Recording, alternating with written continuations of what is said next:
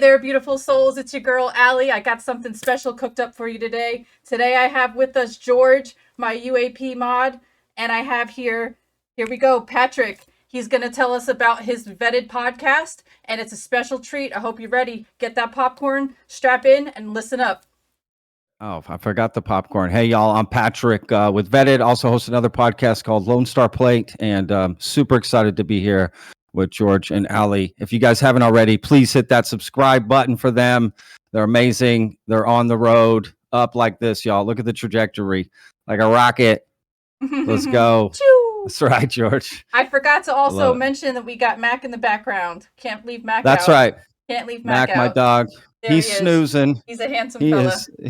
Oh, look at that. It does some like, if I do certain things. Did y'all see that little? I did see that. I thought that was like an emoji or something. I don't know what's going on, y'all. Again, I'm not a tech guy.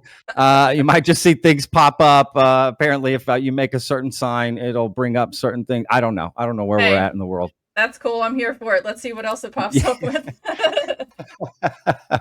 Absolutely. All right, y'all, fire away. Where are we going?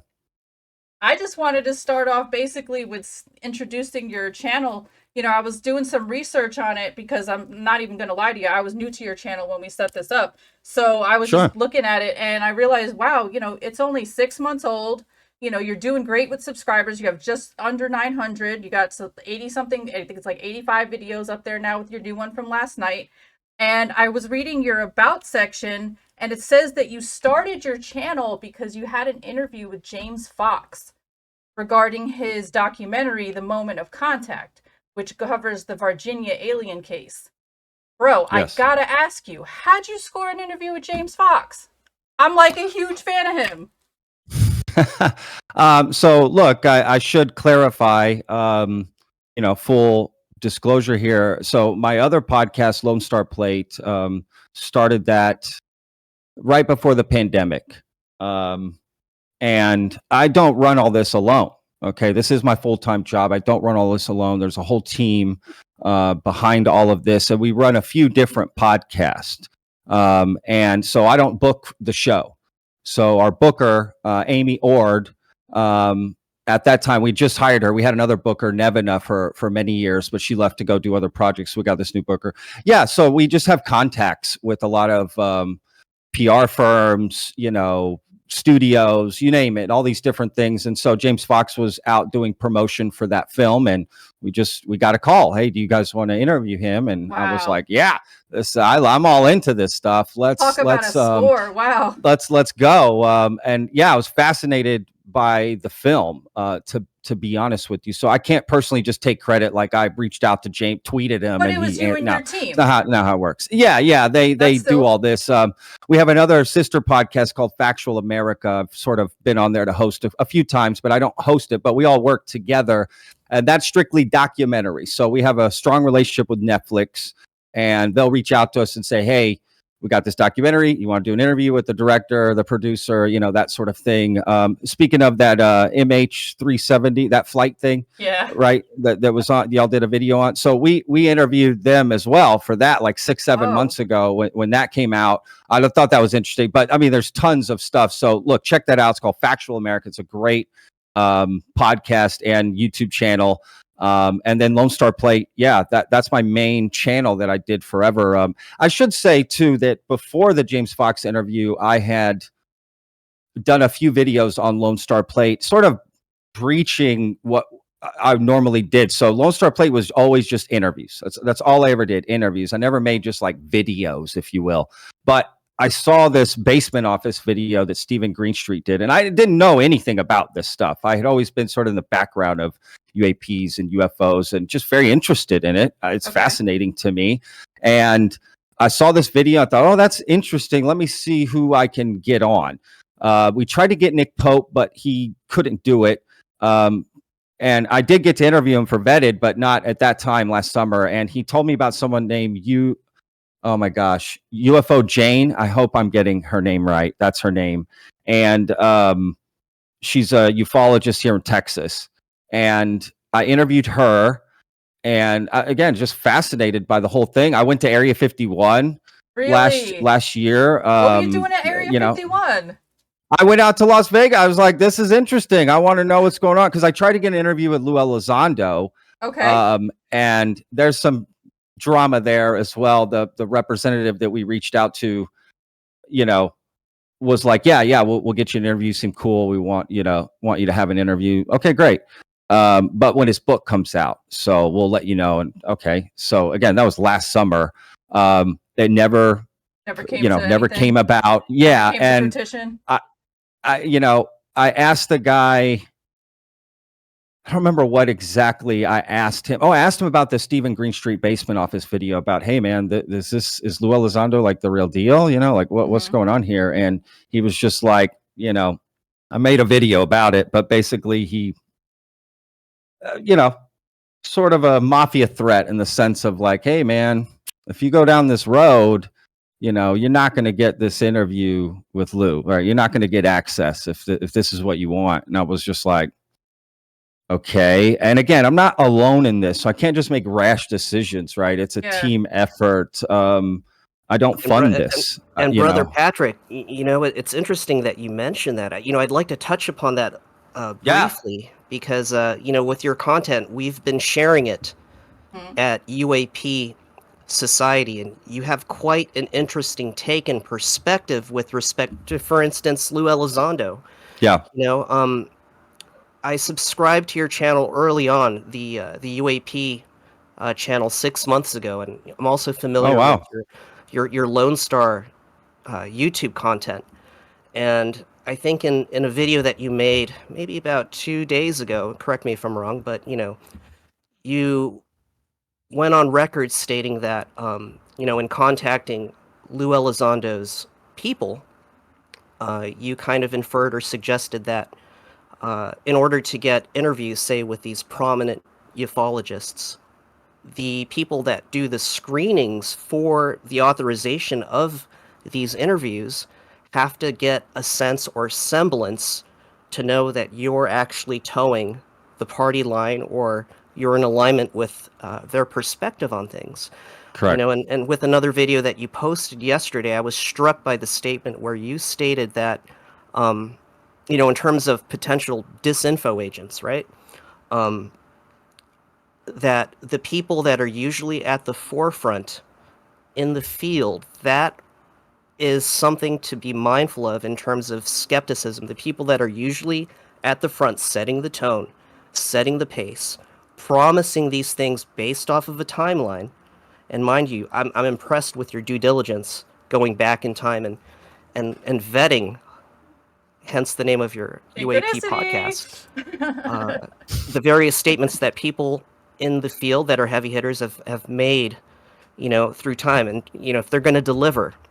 But your insight is super incredible, and it's unique. So my essential question to you, Brother Patrick, with your background and podcasting influence, with your Lone Star YouTube channel where you're interviewing artists, politicians, various personalities, how does this switch influence the way that you explore the UAP topic on this new channel, since it's only 6 months old? Yeah, that's a great question. I definitely bring probably a different sense than other people, right? Because I'm not coming in, Ali asked me before the interview started, like, do I consider myself a skeptic? And I don't consider myself anything. I don't like labels, right? You're I not don't a can religious, of tuna, right? Don't stick a label on. yeah. Religious, politically, anything. I don't like, because then they get you in a box and they got you all figured out. I just want the truth. I just want to get to the truth, whatever that is. I'm open-minded.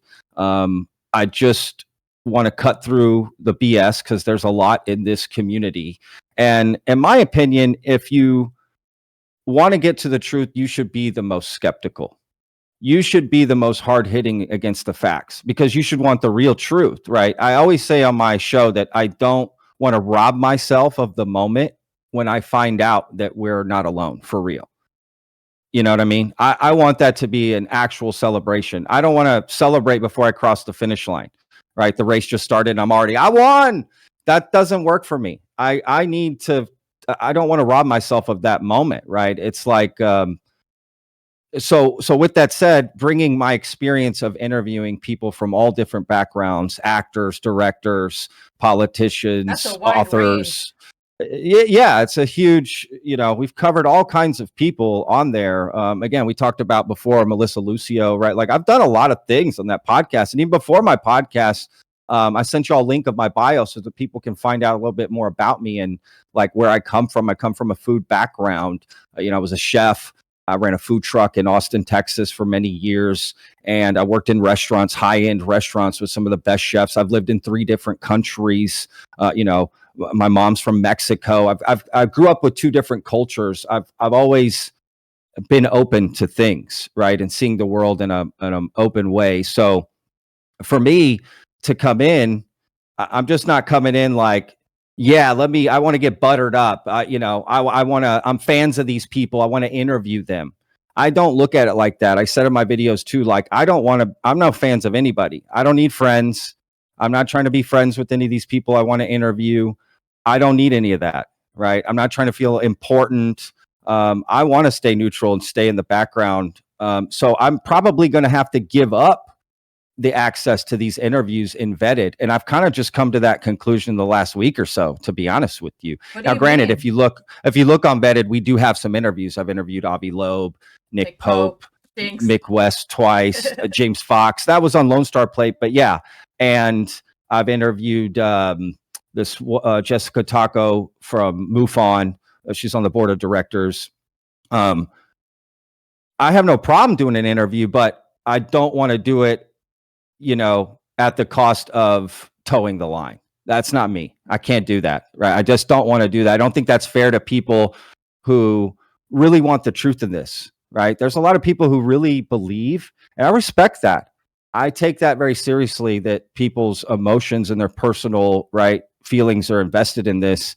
And I just don't take kindly to people like playing with that in a way. And again, people are going to do those interviews anyway, right? Name the big players in the UFO community. They're going to do interviews with people. Yeah. So we can see those. I don't need to also do that just to say, yeah, I consider him a friend. Here's my friend, Ross Coulthard, or here's my friend, Lou Ellis. I don't need that. Not worried about any of that. I don't want their friends. I have plenty of friends. I just, if they want to do an interview with me, great, but know that I'm going to ask questions. See, that's just it.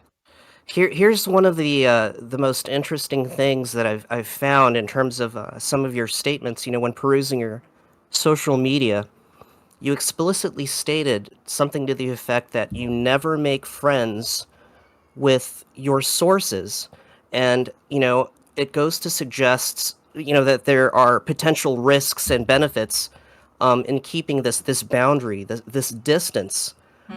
Of oneself from sources, because all too often in the field of ufology, you have these heavy hitters, these trailblazers in the field, and unfortunately, and we've seen this happen with some of these prominent torchbearers, that they've become somewhat of a cult of personality. Yeah, and in various communities that are dedicated to that are dedicated to these influential figures, there is that phenomena of towing the party line, and anything that runs counter to that, you get the boot or you get ostracized. So there's sort of an elitism that is endemic in the field of ufology, right? Yeah, no, I completely agree, and that's what I want to avoid. And look, started the channel with maybe a different intent, to be honest, right? Because my intent was sort of like Lone Star Plate, in the sense that, we want to get interviews, and because that's just what we've done for years, with our other projects. So, and then over the summer, kind of over Labor Day, Sebastian, who, if you watch, we do a podcast sort of not every Monday, but when we can, we get together with the team and have a talk. And Sebastian, who sort of funds all of this, to be honest with you, great guy. I've been working with him for years, phenomenal person. And he was like, look, why don't you start doing daily videos? That's what I want you to start doing. So that's really how Vetted has started to blow up recently, is me doing these daily videos, just grinding these out, which, to be honest with you, I have thoroughly enjoyed. Oh, that's great. There's It's so much better to when you cover. enjoy the process, right? Oh yeah, I Yeah. super enjoy this. There's a lot of great people in this community. I enjoy all the new Definitely. fans, that we're making, and hearing from everybody. I don't want to be in an echo chamber. I say it all the time. I welcome open dialogue in the comments. Bring it. Let's have constructive dialogue, push back. Let's throw all these different ideas out and thoughts, and that's how it should be. Any sort of like shut down. Nope, you can't say this about that person. Again, if they're your friend, then you're just going to treat it differently. So yeah, that is definitely true. There's a cult of personality, sort of an elitism, and I just want nothing to do with it. Right. Again, I don't want anybody coming to me, a government official, to give me secrets and hold on and don't tell me nothing. I don't want any of that stuff. I don't want any government officials coming to give me, these little tidbits and that. Nope. I want to make videos about the interviews and about these things and stay in the back so that I can always stay neutral, right? Never feel compromised. I don't want to ever feel compromised. I don't want to be held with the keys to the city, because we don't know if those keys are real or if the city's real. So I just think you can leave yourself open, and you just compromise yourself, and it's just not who I am. And to kind of piggyback on that reflection that you just shared, you did state in a recent video that you made the other day that if you were given secret information from a reputable source, and the source asked you to keep it in confidence, you don't have it in you to Correct. do that because you are searching for the truth, and that's admirable. So what do you make of people like Ross Coulthart, for instance, who has been known to say some sensational stuff like, hey, I know that there is a UAP that is so motherfucking big they can't move it, and they put a building on top of it around it, right? Yeah. And in another YouTube video, he was like pressed by the host, hey, can you tell us a little bit more about it? He's like, well, I will say that the building is multi-purpose, that it's laudatory, which goes to suggest that it is held, or this building is held in a place of reverence. So what do you make of people who kind of like, throw that fishing lure or that drop breadcrumbs. fishing line with the breadcrumbs. Breadcrumbs. What do you make of that? Is that sensationalism? Is that just keeping the audience hooked for more? I want to be nuanced about this because I think it's very nuanced. Nothing against Ross Coulthart personally, but yes, he may not know that he's doing this, and other people that say these things, that they may not realize that's happening. But yes, it's I'm just not a fan of that. If you can't say it, then don't bring it up. In my opinion, just don't bring it up, because what does it do? It just gets people fired up. They now they don't know. Now they're speculating, and then they'll complain about people speculating and asking questions. Well, of course, you just threw out this huge breadcrumb. What do you think people are going to do, right? Like,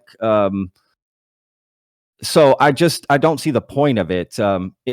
Is it to keep people tuning in to the podcast and buy your book and your new documentary and this? I don't know, right? I can't say that, but for someone to think that that's happening seems reasonable. Yeah. I don't think that a person that would, accuse that person of doing that as being crazy. Like, well, yeah, you're throwing out these breadcrumbs. It's not crazy for people to think you're just doing it for the money, right? Because again, you say something without saying nothing. And I just don't get that. That's why I don't want anybody coming to tell me stuff, because if you do, I'm going to say it. And I won't say that it's true, but if you're going to come and tell me, or I'm just deny it, I just hang up the phone, forget your email, block you. Don't come at me with this stuff. I don't want to know. Go testify in front of Congress. You know, that's what we need. We don't need people going on podcasts saying, I walked into a craft and I can't talk anymore about it. Well, what do you mean? What do you think we're going to say? This is the biggest question to face humanity, right? The Like, are we entire alone planet, in the yes. universe? Yeah, it's like crazy. I I mean, know. I just don't, just not a fan of those sort of comments. Again, nothing against these people. They may not realize the effect that it has on the community or just humanity in general. I just not a fan of that stuff. So I don't know. It is what it is. Again, nothing against them, but that won't be me. Yeah. I will make a video on that you said that and call some stuff out, and that will be me. But yeah, I don't see the point. And I in don't see the point. general, how's the reception been since starting this project that focuses on UAP for the past 6 months? How's it been received by your core audience from the Lone Star channel, as well as your immediate circle of family and friends? Like, by you examining such a controversial topic that for a long time has been ridiculed and dismissed. Stigma. What are Yeah, your thoughts on that? that's a great question. Yeah, that's a really good question, actually. Good job, George. Yeah, that's a great question. Yeah, see, y'all are getting good at this, man. Oh, that's a I, softball question, bro. Props to George. no, but it's actually a great question. Yeah, like, has Seems your obvious to audience ask. absorbed it? Have they been accepting? Have they pushed back on you? Or are they like, yo, bro, what kind of crazy madness are you spilling at us right now? Like, or have they been like, yeah, me too, I saw what, blah, blah, blah. Sure. I asked different people in Lone Star Plate before Vetted was ever launched. Different celebrities I would interview. I would just like, hey, man, got to ask you about UFOs. Have you ever seen a UFO? Just like curious, And I was surprised at how many people were like very interested in the topic, and like some very famous people told me some really cool UFO stories, and there's something there. I think everyone, even if you make fun of it publicly, privately, you're Mm-hmm. interested. I Mm-hmm. promise. Right. I Closet think everyone UFO-ers, is right? interested. Yeah. I closet UFOers. I'm stealing that, Allie. That's exactly I'm it. silly. Yeah, no, you're right. And that's the truth.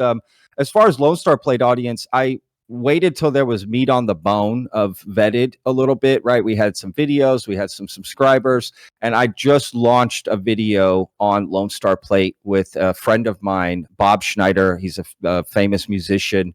And we've just had the most amazing conversations over the years, and I just thought there's no better guy. He does the intro and outro for my show. He was kind enough to record it for me. And not Rob Schneider, Bob Schneider. Bob Okay, Schneider. Google him, Bob All right. Schneider. As soon as you see it, you're like, okay, I've heard this guy's songs before. He dated Sandra Bullock in the 2000s. This is how he kind of blew up as well. But he's got a famous album called Lonely Land. He records a ton of music. But anyway, All right. I did that podcast to sort of launch Vetted with the Lone Star Plate crowd. And I'll be honest, it was kind of a whiff and a miss a little bit. I think people were just kind of like, what? Okay, you got this other channel. Cool, whatever. I don't know. Did some people come over? I don't know. Maybe they didn't say anything. But I wasn't really too worried about that, to be honest with you. I wasn't trying to bring Lone Star Plate people over to Vetted. I wanted to launch it by itself with nothing. I liked approaching people as if like we're a nothing channel and get people's reaction, right? Like, who wants to do an interview? Are they just going to dismiss us because have 10 subscribers? I mean, we started with 0. We didn't like leverage any of that to get us bumped up. I wanted to start from scratch and have real people join in. Clean palette. Clean palette. Yeah. I wanted people to come on board without knowing some of the background. Right? You wanted it to be an organic process. Exactly. You didn't want to be like, oh, hey, everybody from here, go over there. You just did this thing and allowed whoever wanted to show up to be there.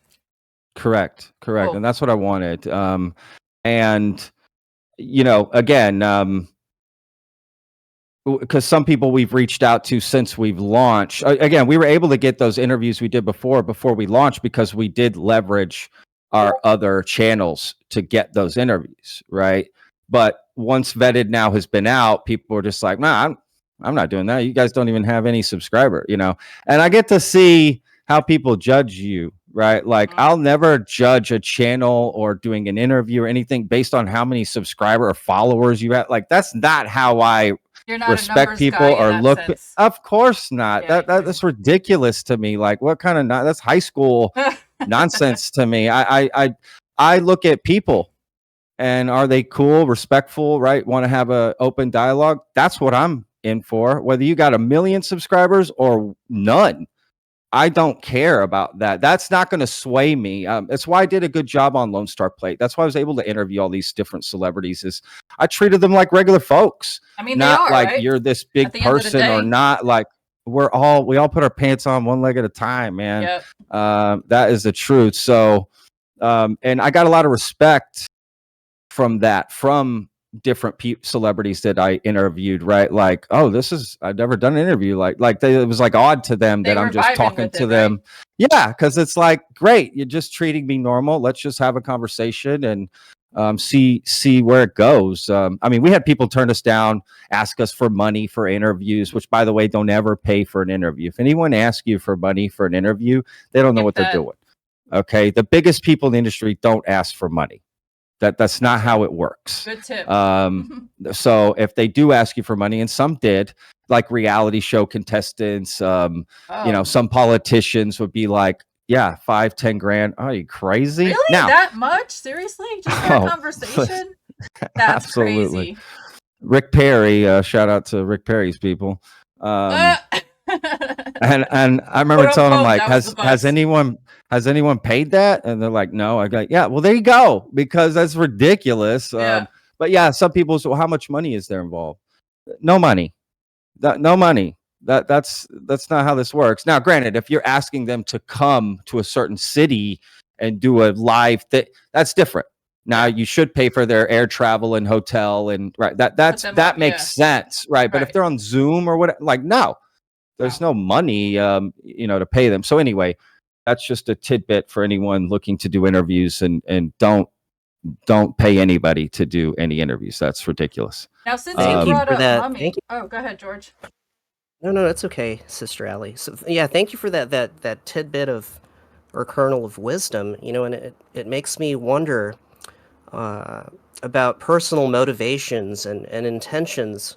You know, and how these factors can affect the quality and credibility of content presented on any platform. You know, and I kind of want to bring it back to you. Did I answer that question, by the way? Sorry, sometimes I can just go like this all over the place. So I hope I did.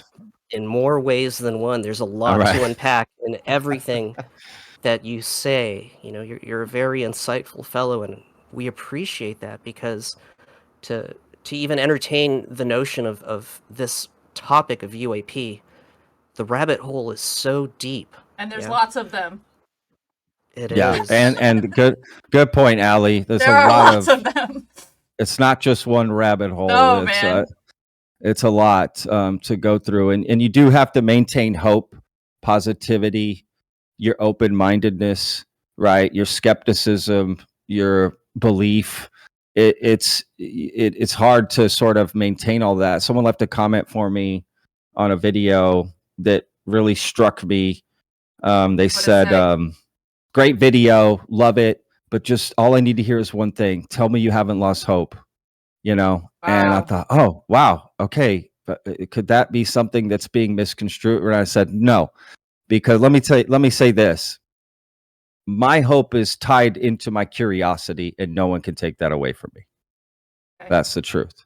So no, I haven't lost hope. I'm just getting started in this UAP thing.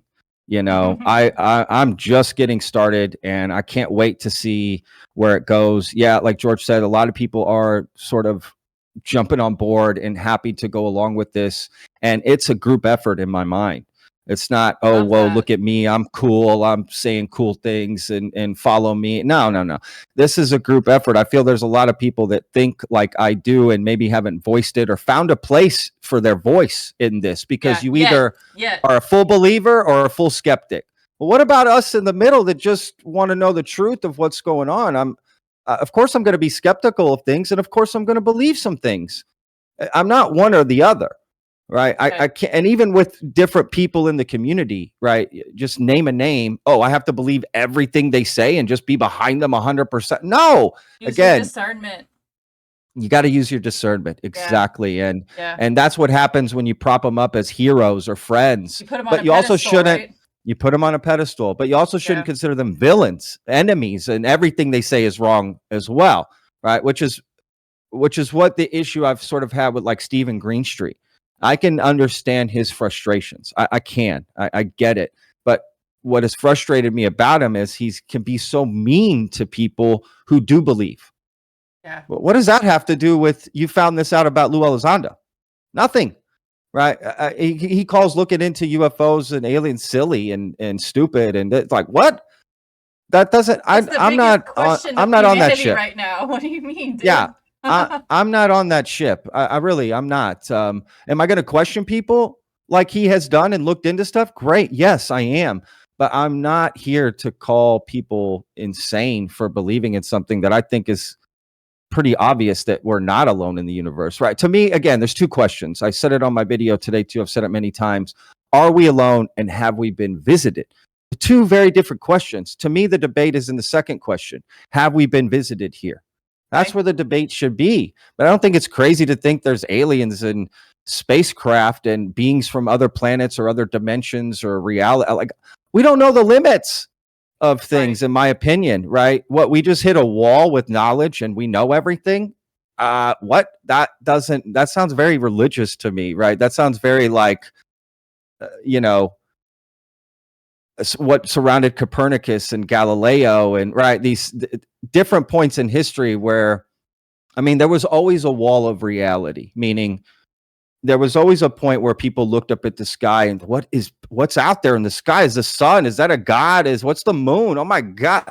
What's going on? And what we found out, right? We broke through that reality, right? So what's the next breakthrough reality? I did this, it's called a pilgrimage in Spain. It's called El Camino de Santiago.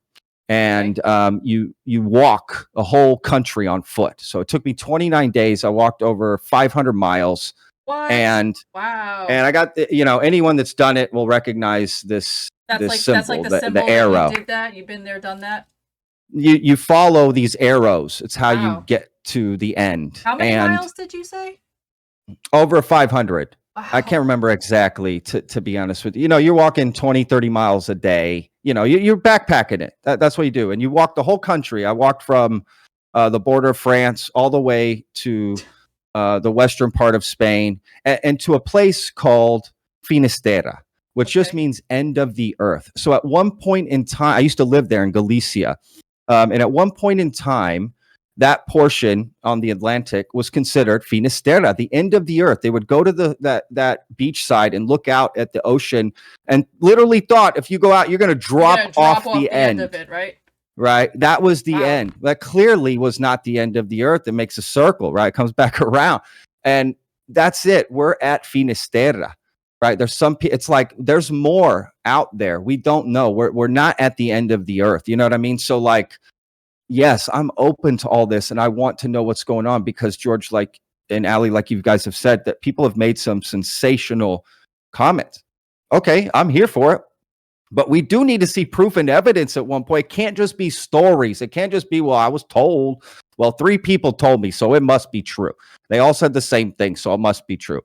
That can't be enough. Or why would they lie? People lie, man. I mean, I'm sorry, but people do lie. It's speaking of lies or maybe embellishing the truth. Yeah. I want to ask you, because you've mentioned multiple times since the start of this interview that you're in this for the search of truth, right? You don't whatever that is. whatever that is, that is. whatever it could be in any way, shape, or form, and you don't necessarily ascribe to a figure to pretty much let them do your thinking for you, right? So Great I way want to put it. ask you what your operant definition of truth is, according to Patrick. What would be the seminal event? What would be the most astounding or confirmatory truth bomb that would lend credence to your curiosity that, hey, the phenomena is real? Does it need to come from an official governing body? Does it need to come from seeing an alien body? I mean, how much weight would you place in that versus, say, having an experience, a direct experience with the phenomena that you would have hopefully one day in the future? And before Yeah, you that's a great answer, question. I was going to Yeah, ask, please, are Allie, you an of course. experiencer? So I'm going to tie my question into George's and just, there you go. Are you Yeah, an it's a great experiencer? question. I And forgive have me for not had knowing. no, please. No, I have had, well, that's an interesting word, experiencer, but I have had no, out of body, out of mind experience. I've never seen a flying object that I couldn't identify. I've never been visited, if you will, abducted. I've never had a religious experience. I've never had anything, I've never seen a ghost. I've never I was going to seen, ask that too. anything really. I've never had what quote unquote people would describe as an experience. Okay. He's missing out, right, Allie? He's Yeah, missing man. out. There's You a gotta whole know. Right. other world out there, too. It's a whole other world, brother. Do I want to? Yeah. I mean, again, I've been Okay. in some crazy places out in nature, looking up. I've just never seen anything. I don't know. I Okay. just haven't seen Fair. anything. I'm open. I remember I got baptized at 18 and became a Baptist for a few years. I'm agnostic now, but I worked in the church. I was a Sunday school teacher. I sang worship. I led worship, whole Bible nine. studies, the whole nine. I was whole in, man. I was in, and I always, come on. I never got anything. Okay. I would look around at other people and they're doing their thing. And I just thought, wow, what? I wanna either- Wait a minute, experience that. You Like, what's never going on got here? anything, even though you were a Baptist. You didn't experience the Holy Spirit. Never. I never, no. And I studied Day of Pentecost, where the Holy Spirit originates, right? Where it first showed itself. I never experienced any of that. I tried. I wanted to. I believed in this something other than ourselves, something more than just what is here and what's in front of us and what's been told. That's all there is. I think there is more. I do. Okay. And how boring would it be if there wasn't? If all there Yeah. was Starbucks and McDonald's, that's Gosh. boring. Like, let there be more out there. The universe is so big and our understanding of it is so limited. I welcome these new experiences and new ideas and new realities.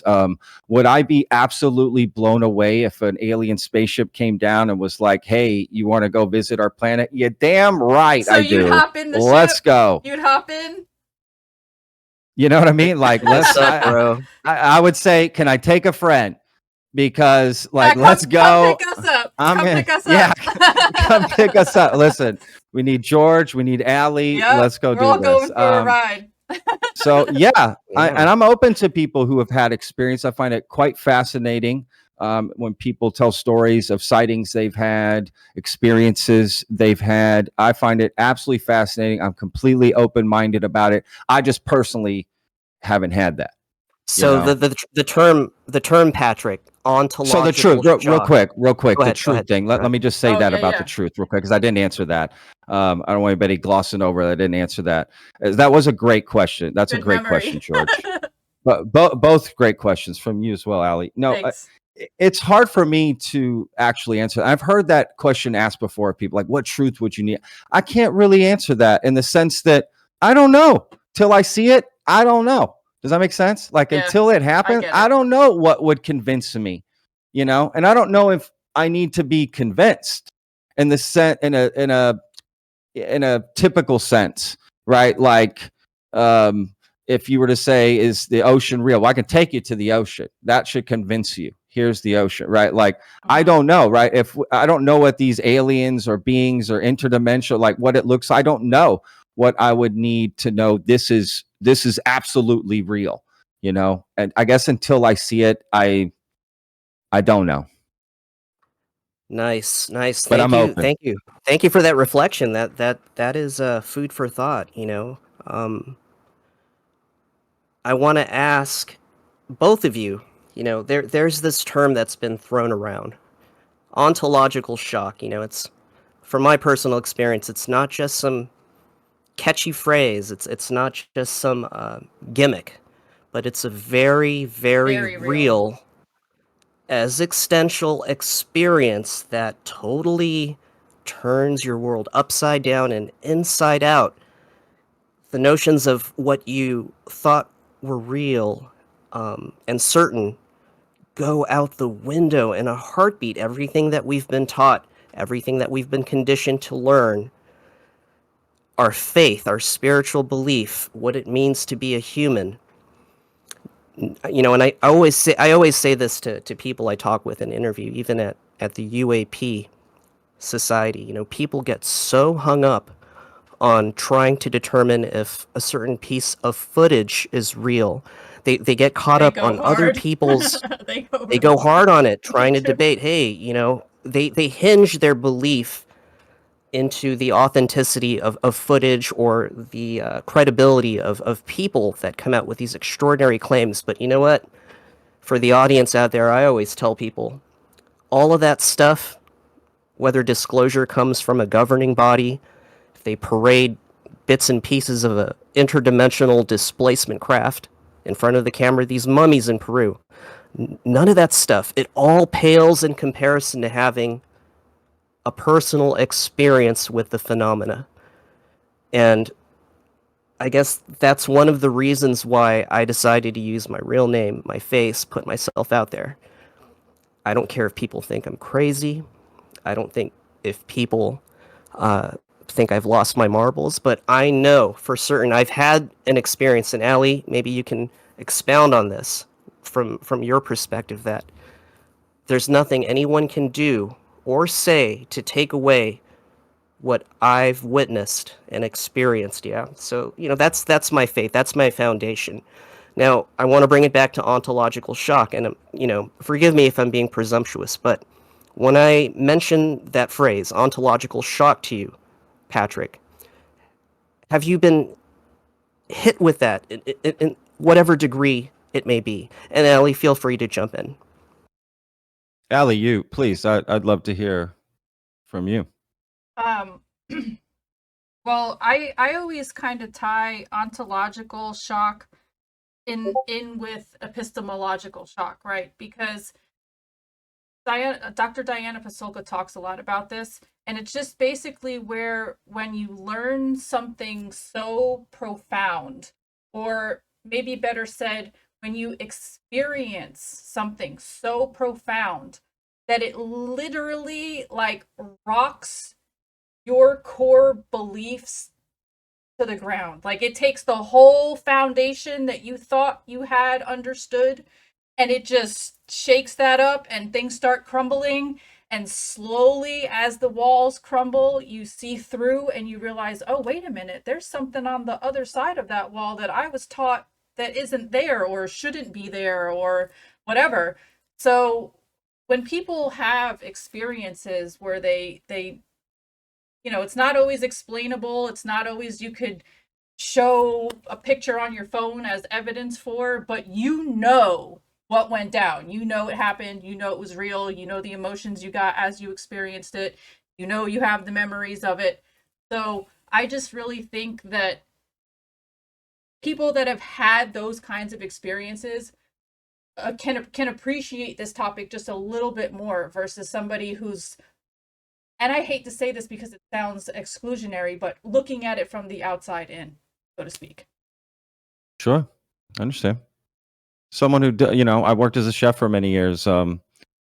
Someone outside of the kitchen looking in at like how it's done, right? You're just gonna know more and like understand it better. So that's pretty logical. Yeah, I've said on the show Vetted, I respect people, right, who have had their own experiences.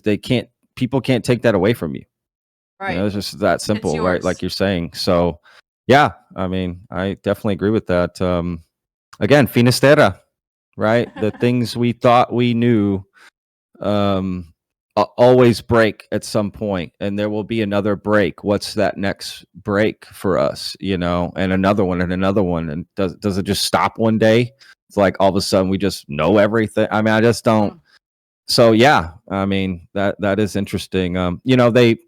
They use this ontological shock term to like, well, that's why we can't tell the public. Oh yeah, they can't handle it. It'll shake their core. Basically it's just a bunch of BS. Like, we can handle the truth, guys. Come on.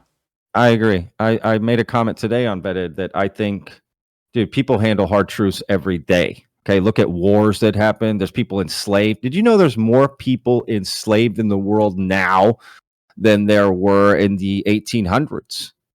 Okay, so like people can handle a lot, man, a lot of hard truths. Some people don't even have the luxury to sit around and posit different theories of the universe or this or that. You know what I mean? They're living life. They got real shit going on, bills, multiple jobs, kids, like all this stuff. They don't have time to sit around and think about this stuff. So one, I consider it a luxury to even have these thoughts and these discussions. But two, tell us. I promise you we'll be fine. We deserve to know, and whatever reaction we have is the reaction we have. That's not for people to decide for us. Right. That to me is a huge red flag. To me, right? Humanity has handled a lot. Hello, we've been around a long time. We can, we used to dodge lions, in the plains. So I promise you, we can handle it. Look at the boats that came across to the New World, right? Which is really just the old world, built, underneath the New World. But anyway, that's a different conversation. But right, yeah, it's a whole nother rabbit hole. But like, we can handle a lot. I don't buy that. I don't buy that. That's the reason. So yes, I regardless if it's shocking or not, people deserve to know, because I agree with you. We deserve to know the truth. We deserve to know what's really going on. 100%. So now let me follow up with that and ask you, what do you think the reason behind all this secrecy is? What really is it? What do you think it is? Of course I'm speculating, but usually, I got this great quote. I've mentioned it in some of my other videos, but basically it says, if you show me the incentives, I'll show you the outcome. You can Google. Charlie Munger said that, but you can Google. It's sort of a financial quote, but it makes a lot of sense. All that basically means is, things always come back to, money, right? And even through history, right? Money was something of value, right? Gold, something you could trade, right? Money has value. Why? Because we give it value, right? Like, we need it for society to be able to trade around and borrow, because we can't be like, hey, I got this goat, you got this thing, let's trade, right? Society doesn't work that way anymore. To some extent it does. Craigslist is crazy. I don't know. There are some barter systems still in place, but yeah, for the majority of it, it's out. I think people, right, like, so is there a money incentive? Is there a fear of, oh, we'll be ostracized for things we did over the last 50, 70 years to cover this up, and we don't want I think that's a huge any of that to come out, right? Like, oh shit, look what David Grush said in the hearing, right? Yeah. It wasn't just that NHI, non-human intelligence, had hurt humans. He made the claim that our own government has, taken life to protect this secret. What other things have done? Right? Absolutely. That's a bombshell statement to make, accusing our government. And look, no government or society or person for that matter is perfect, right? We're all going to make mistakes as a group, singularly, as a country, as a society, as a culture, right? As a race, whatever. There's some imperfections. But yeah, I mean, what are the reasons? It's probably not one answer. Let's be real. Like life, right? It's there's multiple answers, right? Because you've got different people involved, and different people have different intentions. You know, I always say to my friends, like, there's not one world. There's 7 billion worlds on this planet, meaning every person has their own world in their mind, right, going on. And it's probably a multitude of things. Different programs have had their reasons that they don't want it to come out. Different people within that program, there's probably every answer you give is probably to some extent on the spectrum a part of it. Money, deceit, right? They don't think we can handle it. It's demonic. It's too damaging. Yeah, it'll bring down society. Whatever the reason, you give, there will probably that answer will fit it to some extent. Looks like Allie's camera kind of shorted out. Well, we can edit this after, but yes, they got you, Allie. They got you. They sent the zing down the line, right? Hang on, let me see if I can get it back on. Hold on, I'm sorry. I was hoping that this wasn't going to happen today, but please don't sweat it. Those things happen. I wouldn't edit that out, y'all. I mean, those things happen. It's real. It lets people know this is real. These things happen. It's not a big deal. In fact, those will be the moments people will remember the most. Could remember the most from the interview. Good recovery, and Patrick. I want to ask you about this marketplace of ideas. You stated that we've got all these people that have a perspective, they have a belief system, they have faith, they ascribe to certain worldviews and lenses by which to understand reality, right? Now, because you come from a religious perspective, prior to getting into this UAP stuff, the Baptists, and correct me if I'm wrong, but, they've typically been known for this promulgation of fire and brimstone, that there's this very narrow path by which to enter into the kingdom of God. I want to pose the question to you about your particular belief system, your faith, in relation to understanding or beginning to kind of dabble with the phenomena of UAP. How does your belief system or previous belief system influence your capacity to either accept or reject or even entertain it regarding, UAP related information? Has this caused you to have a dark night of the soul? Like, are you questioning the origins of humanity? And I'm assuming you used to come from a creationist perspective. What are your thoughts? Yeah, another great question. Again, I'm agnostic now, so I don't have any religious beliefs. I left that at about 23 or so. I'm 43 now, so it's been a long time. I actually went through a period of being anti-theist. I was really into Christopher Hitchens, Richard Dawkins, but I've since left that. I've Lawrence interviewed, Krauss, all of that. I was Dark Horseman. I went down. Yeah, exactly. Sam Harris, originally, Harris, right. I went down that rabbit hole for quite a while, and I've had actually a pretty prominent atheist on Lone Star Plate, Aaron Raw. Not Aaron. My apologies. Raw. Yeah, he's awesome. He's on my server people too. love him, and we've had some great conversations. He's here in the DFW area where I live, and we've had several conversations. But personally, I don't want to call myself an atheist. I don't know. I don't know. And bringing that perspective to the UFO community, or whatever it needs to be called. I don't want to be disrespectful. Whatever it's called, UAP. That's cool too. I think at this stage in my life, right? I don't know how old y'all are, but I'm 45. Okay, right, George. Okay, so like probably for you, right? Like myself in our 40s, like you're not the same person you were at 15, at Definitely not. 25, at 28, at 32, right? At 35, even at 40, right? Like we change as people and how we view things. And I won't be the same person 10 years from now, you know? But what I always want to maintain is an open mind. Because I think the moment you close yourself off, right, the moment you start closing doors, I just don't see that. It may be a more comfortable existence in relation to like ignorance is bliss, right? You've heard that term, right?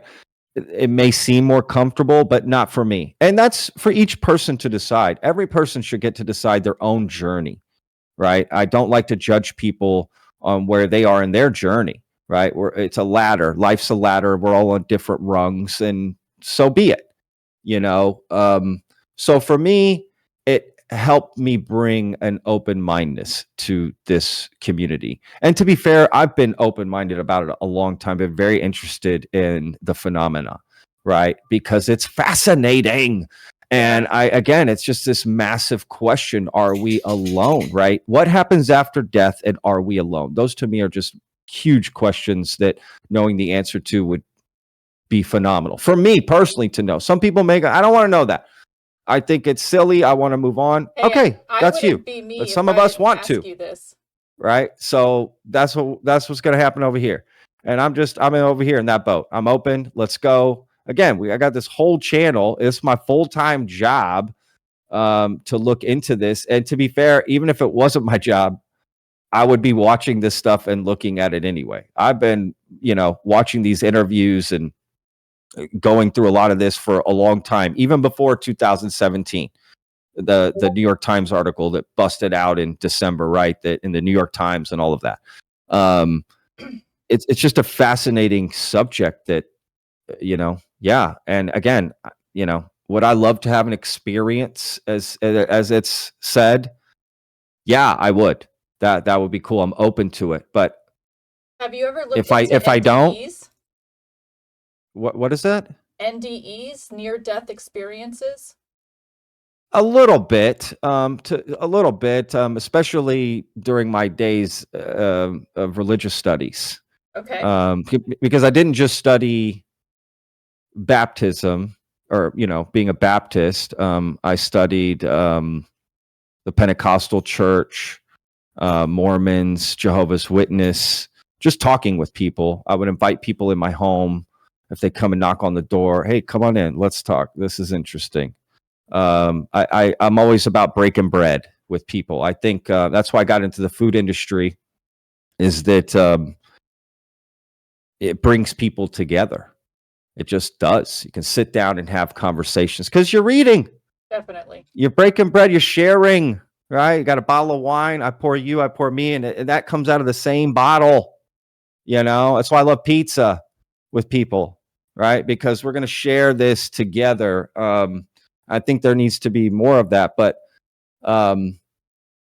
yeah, I don't know much about it if I'm being honest.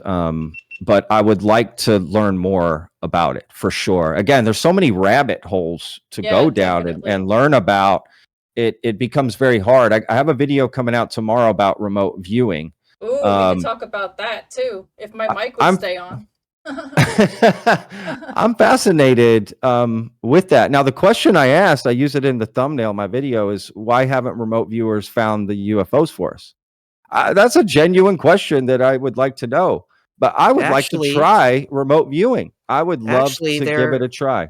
There are people who have this remote viewing capability. There are some prominent people that have gone on record and saying, hey, I was able to remote view the site where they store the crafts, the bodies, even more extraordinary claims where it's like, I've been able to astral project or remote view other dimensions or worlds. And I would like to ask you what you think of such extraordinary claims that obviously can't be proved by science. We can't quantify, say, Sure. spiritual experiences or consciousness even. It's the hard problem of science.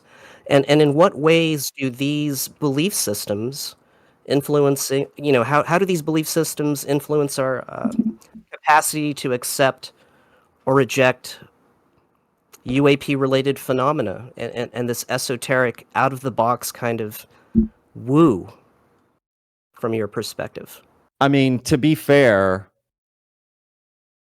I don't think denying one thing is possible, because if we're going to say that there could be something more, right, out there in the universe, another dimension, right, then everything is open.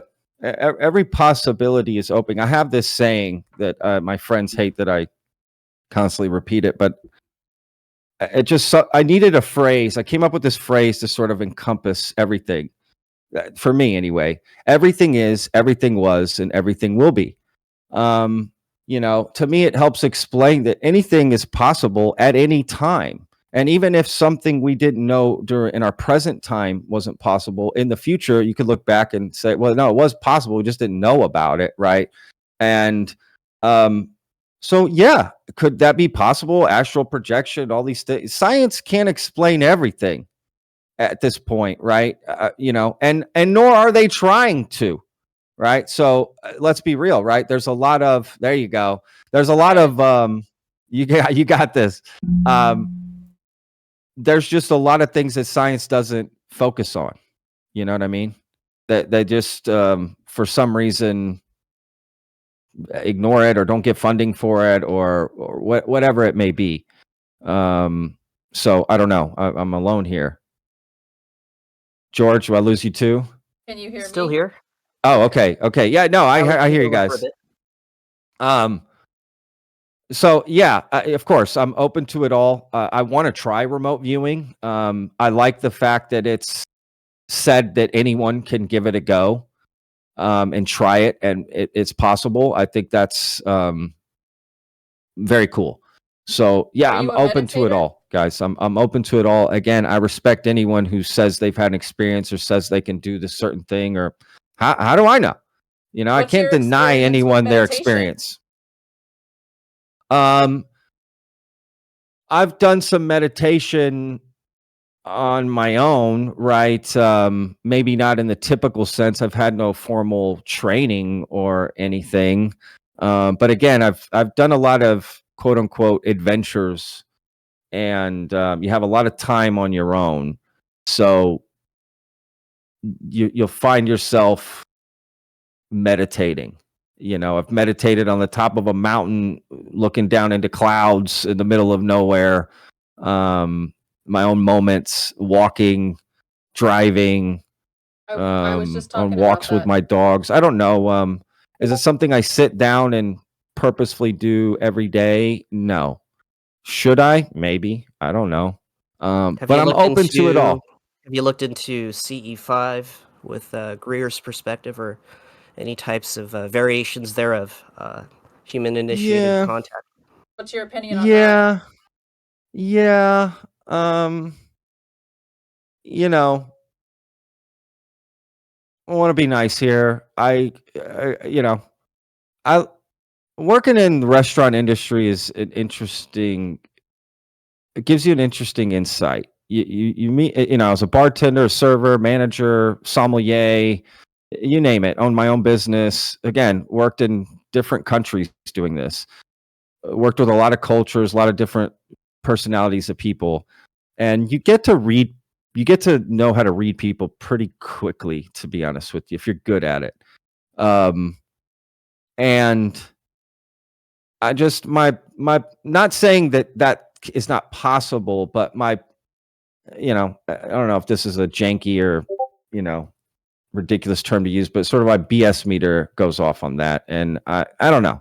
I can You know, relate. you know, When it comes to that CE5 stuff, for years, I used to think it was for hippies. I used to think, hey, not this even that. transcend. It's more his approach, charging so much money to go out and do that. I just take pause. True, Again, I'm not true. saying that the whole. It's like for me to say a good burger doesn't exist because I had a bad one. Does that make sense? because I had a Totally bad does. burger, then no good burgers can exist. No, you just might have had a bad burger, or bad taco or bad dish, whatever the dish is. So I'm open to that and it being possible. Just maybe some people's approach to doing it, I may not agree with. Right? I'm not going to Yes. go pay $10,000 to go out in the desert and do this thing or whatever. That's never going to happen. Am I okay with other people do? Of course, everyone should do what they want with their own life and their own journey. I am open to it all. It sounds like there's a lot that I've got to look into and learn, right? Hang And out I'm in open UAP to Society. You'll hear about yeah. it. Oh, for sure. I am open to it all and finding out more about it. Doesn't necessarily mean I'll be on board afterwards. And again, that could change too, right? Like you're saying, please, George, I didn't mean to interrupt you. I No, do it's want all to good, hear the brother. rest of what you're going to say. So please continue. What you were Yeah. saying about CE5, is that what it's called? Yeah. Close Encounters of the Fifth Kind. It's a Oh, okay. moniker term that Greer had coined. But yeah, I'm not an adherent. I'm not a line tower from that particular school of thought. But yeah, back to where you had some skepticism about Greer supposedly charging thousands of dollars to go on this retreat, and to play devil's advocate. I hate to use that word, but he was No. asked about it on multiple podcasts, like, "Hey, why do you charge so much for your retreats?" And he's like, "Well, it's a screening process to kind of vet and whittle out people that aren't sincere. So, if we see up front that they're willing to invest their hard-earned money to come along, then, that's just half of the litmus test." But, I'd like to bring it back to where you said earlier that although there are so many people with all these different perspectives and, maybe they're not all right, but there is some semblance of truth to kind of tease out from each and everyone's perspective, Yeah, irregardless of how controversial there are. sure. There are elements of truth, and in terms of having your own initial contact or experience, there are variations of transcendental meditation to get your mind into theta state. It's the intermediary state between the alpha brainwave state, which is full waking consciousness that you use to navigate and survive out in the world in the concrete jungle, and it's in between beta state as well, full REM sleep. So this theta brainwave state is where you're in a relaxed kind of frequency by which you'd be more you'd have this ability to kind of discern things on the peripheral that you would otherwise kind of gloss over. And Allie, can you talk a little bit more about that It's for like the putting your audience? antenna out. So, something Yes. like that, like, turning on the radio to get the reception. Is that sort of the Hmm. idea? Okay. Yeah. Interesting. Totally. I would love to speak on this subject, and I'm cringing so hard that my equipment is choosing to fail at this part of the conversation because I could speak on this forever, but it seems that as my camera dies out, so does my mic. I apologize, guys. Technical No worries. difficulties. Yeah. I mean, yeah. Talk a little bit about it, Allie. You're still coming through loud and clear. What was the question? I'm sorry. I'm over here freaking out about technical stuff. Well, in a nutshell, your thoughts on transcendental meditation, human initiated contact for Gotcha. our brother here, Patrick. Right. Oh, it died. Oh, looks like it cut out. How But do I try something like that? Like, how does, or anybody listening or watching, like, how would you go about giving this a go? I'm a very much hands-on sort of person, right? It's like if someone's telling me, "Hey, man, there's this great restaurant downtown. It's awesome. I promise." Well, I won't think it's awesome till I actually go and try the food myself, right? That sort of thing. So I am open to giving this a go. Like, how does somebody go about trying something like this that's a without great having to question. pay that much money, for Stephen Greer's? You're in good hands here. Allie is the moderator for probably the second largest CE5 transcendental meditation channel on Discord. Oh, And she wow. usually runs a weekly or a Saturday kind of session with a bunch of dedicated and advanced, experienced meditators. So, we'd like to extend the invitation to you this Saturday. We usually have an after discussion. You could live stream it if you'd like and ask people that have been doing this type of practice any questions. And, we hope that you join us on Saturday, if not this Saturday, next Saturday, if you're free. But you're more than welcome to come along. What time is that at? And learn. I do. Oh, gosh. I would love to, honestly, if I'm being honest. That sounds fascinating. Yeah, to me. we'll send you the link in the invite. And Cool. Speaking of time, and because Allie is having some technical difficulties, Brother Patrick, do you have any last thoughts or questions to either Allie and myself and the UAP Society before we go? I do have some thoughts. No questions really. I mean, just drag it on here. Let's hear them. I just want to say that I think you guys are doing great work. I mean that genuinely. I've just recently had a chance to check out my first Discord server ever. Jumped on Discord, thanks to George here, and seeing a lot of discussions and things that are going on inside, and that's what it's about to me. That's what it's about. Everyone feeling okay to voice their opinions. It's not about who's right, who's wrong. It's about who has a chance to voice their opinion and get it out, because that's where the real conversations start to happen, right? And I love that about this. So I hope that can continue along for y'all, so just the work that y'all are doing for having an open dialogue to me is amazing. And I hope to also keep that going with VETTED. So yeah, anybody listening or watching, please join this UAP Society if you're into this open dialogue and want to have conversations, no matter your beliefs, no matter where you are on the ladder, whatever your journey is, wherever you are on your journey. So I respect that a lot. And I think that's very cool. So Thank you. that's what I would say. And Brother Patrick, you are an inspiration. Your content, your courage to question and to push back on narratives, even in the field of ufology. It takes a lot of courage. It takes a lot of strength and grit. You certainly know who you are and what you stand upon for principles.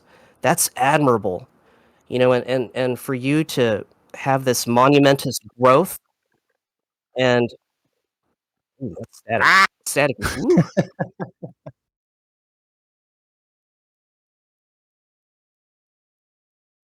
Oh, did we just get emotional? Ooh, that is super staticky. Testing. 1, 2, 3. I love it. Yeah, so sorry about that.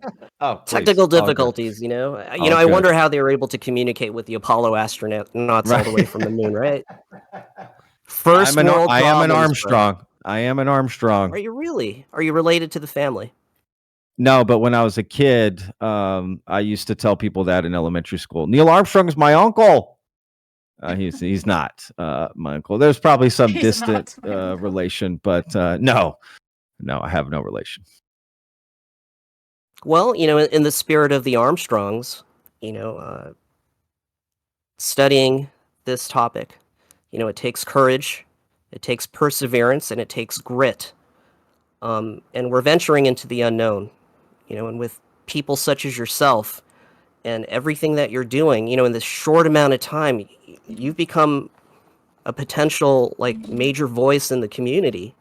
And I hope that you continue to delve further into finding the truth, and you still have that courage to push back against popular narratives, because what I like about you with your content and perspective, you're not afraid to be willing to ask those tough questions that people are otherwise a bit more reserved to kind of put out there for fear of being ostracized. And you said in the beginning of this interview, I've made some great contacts with these heavy hitters, these name brands, and I don't care about losing them if I question the party line. And bro, that takes guts.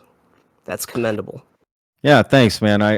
It shouldn't. You know, it's weird. I don't see it as like being gritty or any of that. I just like this is just who I am.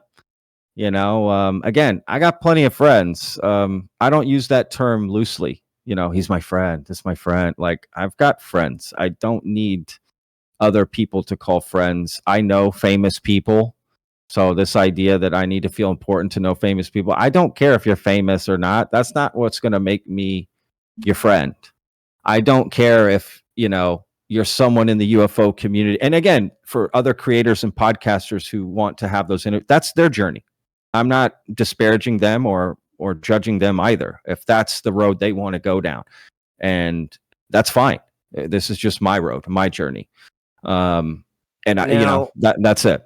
speaking of journey and things that are going to be happening in the horizon, Allie just typed something in the chat. She wanted me to ask you about Tom DeLonge. Love Blink 182, man. I don't know about y'all, but you know, I graduated high school in 1998, and Blink was huge. I've always been a Blink fan, and to hear the Joe Rogan interview is where I think a lot of us found out about. You know, I was like, "What? What is going on here?" At first, it seems quite odd.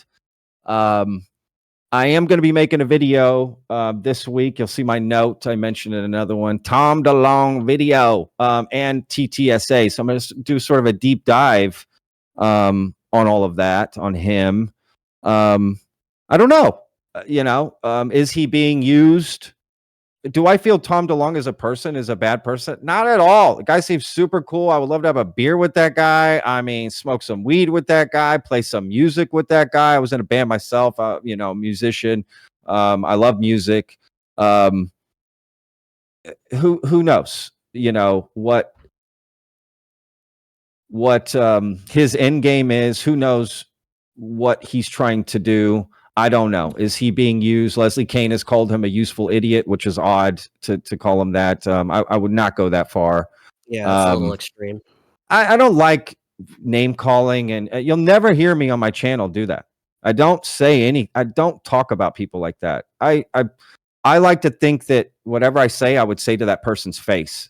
I mean, I see comments that people leave me that I got to delete, like "F you, bro, you're an idiot," you know, blah blah. Wait, would you really say that to me?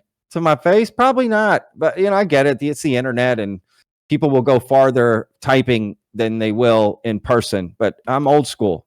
You know, I come from rotary phones before the internet, right? Like America Online. Yeah, I'm a Texan. It's all about respect, and you know, even if I disagree with someone, I can still respect them. Like George Knapp, I may not agree with everything, but I respect him, you know, in a lot of ways. And just as one example, but I don't hate or like any of these guys. Again, that's not what it's about for me. And it's about the things they say and the claims they make, and just making sure we keep track of that. And, you know, that sort of thing. So with Tom DeLonge, I don't know. He's definitely involved. It's a crazy scenario. If you haven't seen his movie, Monsters of California, it's interesting. I mean, for a first-time director putting out a film, you know, I tried to be an actor there for a minute when I lived in Philadelphia. You know, I've done some film stuff myself, short films and that sort of thing. I enjoy that process. It's interesting. He's interesting. It is, and The that whole Monsters thing of behind it is California. interesting. Yeah, Monsters of California. Yeah, that movie, you know, I kind of see it as a form of soft disclosure. I mean, especially Sure. when you take into consideration his advisors, Chris Mellon, Elizondo, Yeah. Jim Simivan. You know, there are elements. I mean, despite the hokiness and all the dick jokes, there are Yeah. elements of soft disclosure in there that you can kind of tease out that sort of tie the paranormal with the UFO phenomena, right? Absolutely. Again, keep an open mind. We don't really know. I mean, when I interviewed James Fox, I remember him telling me, you know, Patrick, I've been doing this 30 something years. I'm still at the same place as when I started. Nick Pope told me the same thing. You know, I'm still at the same place, right? I ask him on a scale of 1 to 10, what do you think about have we been visited? He said 5, right? Because I don't know. There's no smoking gun yet in his mind, right? In these people's mind. But that doesn't stop us from continuing to look and to search. And unless you've had a personal experience, you are going to be on a separate journey. And I totally understand someone having a personal experience and knowing for sure. Like, I get that. But that person also has to understand the person that hasn't, why they're just not going to believe that as well. Does that make sense? It's like, you know what I mean? It's like we have to respect each other. Exactly. And just get to the truth and have open dialogue and ask questions. I don't even consider them tough questions. I just consider them questions. You know what I mean? It's like, you said X. What about this? You know, it's not a dig. It's not a not dig. It's not anything. It's just a question. You made a claim. Let's find out more about it. That's all it is. That's why I don't understand people, you know, oh, you're coming down on Lou Elizondo. No, I'm not. I'm just asking questions. If, you know, like Jeremy Corbell says, weaponize your curiosity, ask questions, right? They ask questions. You don't think Lou Elizondo's asking questions? He calls people grifters, right? He asks questions too. We should all be allowed to ask questions. Doesn't My make you goodness, a hater. how do you feel about this is one of my last questions to you. I want to honor your time, but how do you feel about Mr. Jermungle himself, the legend, coming to your YouTube channel and commenting that, hey, you know, he wasn't given questions ahead of time. I don't think he was reading from a paper, but in a subsequent video, you said, well, you know, maybe he had a smartphone or an iPad, right? And it's just a question, right? Correct. Yeah. I mean, John Greenwald has commented on my video too before, right? Like, I know that a lot of people in the community are seeing my videos. Okay. I know that that's happening. I'm all for it. Absolutely. Ask me questions too. I'm here. I'm willing to ask questions and be asked questions, and let's go through this. I don't make any claims though. I'm a nobody. You know, I'm not, again, don't give me the secrets, because I'm going to tell, if you tell me where the UFOs are, I'm coming out and I'm saying it. I don't like the clandestine We at stuff. UAP Society are going to take you up on that offer. We'd like to invite you to a UAP Society discussion with members of our community. We're the second That's what I'm largest talking about. UAP community in all of Discord, next to Greer's CE5 community. That's awesome. So congrats on that, by the way. we'll go ahead and schedule that, you know, when you're free. Yes. I'm really looking forward to that. I love open discussions. I would love to hear from all the people in the community, to be honest. I hope they all get a chance to talk and say their piece and say their thing. Like, that's what it's about to me. I talk enough. You know, I talk a lot and I talk enough, and I talk for a living. So yeah, that's what I would be interested in, is hearing from everybody and hearing their thoughts and giving them a platform and giving them a chance to speak. That would be awesome. You got to give yourself more credit where it's due. You don't just talk. I mean, everything you say has a lot of things that can be teased out of it in terms of perspective, wisdom, objectivity, thinking for yourself. And I want to commend you for that. And, you know, Thanks, we totally George. respect your perspective and everything you're doing for the UAP Society. And on that note, any last words to the audience that you'd like to share before we sign off here? Nothing. I know we keep saying you know, this is what I do too. You know, I'll just say the same thing I said before about y'all and what y'all are doing. So just keep it up. This is awesome. I'm excited to have more conversations. I'm excited to see where this goes. And yeah, for anybody listening or watching, keep an open mind. Always keep an open mind. You don't know what you don't know. So that's that simple. So, Finisterra, look that up and try to understand that concept. You know, even someone like myself, again, I'm not a skeptic. I'm not a believer. I'm not any of those things. I'm just a person asking questions, looking for the truth, and I'm open to whatever that truth is. I don't get to decide what the truth is and then work my way backwards. You know what I mean? Like, that's why I can't decide, well, what truth would I need to see to know there's a truth? I don't know. I'm just on a path, and I don't know what the destination is. It's not about the destination, it's the journey itself. Yes. And speaking of journey, and getting He's back back. from From Limbo, hello, Allie.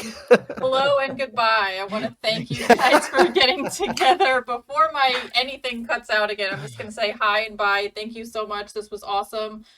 Definitely got to set up that community chat because I know that the UAP Society members would love to talk to you and dive into everything we talked about here today. So I look forward to future collaboration. Thank you so much. Absolutely. Thank you guys again. This was amazing. Y'all are doing awesome work, and mad respect for both of y'all. Appreciate it. Thank you, Brother Patrick. And once again, this is George with the G, aka the Legend of Honolulu himself, the host with the most, with Sister Allie and Brother Patrick from VETTED. Links will be in the description. Please make sure you hit that like button, share, and subscribe to all of our content so that we can keep elevating the discussion on getting to the truth. And I'll take that cue from Allie. Thanks again, Brother Patrick. Oh, back again. It's a blast from the past. Yeah. Thank you guys again. Thank you, Brother Patrick.